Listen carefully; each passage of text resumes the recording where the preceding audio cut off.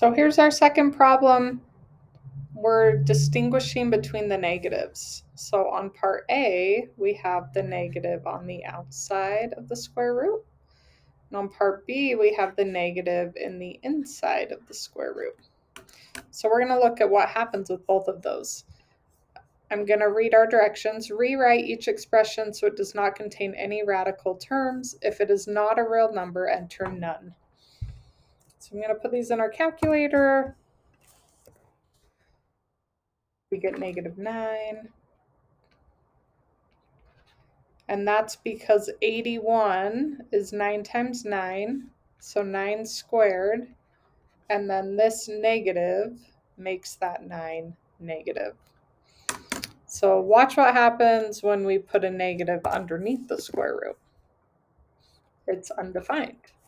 And that is because I can't square two numbers. Like this is +9 times +9 is +81.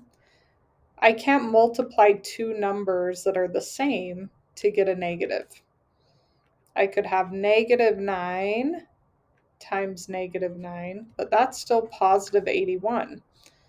If I multiply the negative and the positive, well, now we're not squaring them. Now they're not the same. So that's why it's undefined, and that's when we would have to do none because it's not a real number. So this would be -9.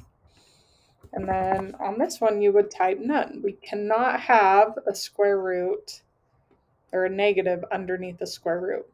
It's always undefined. We will get around that soon, but not yet.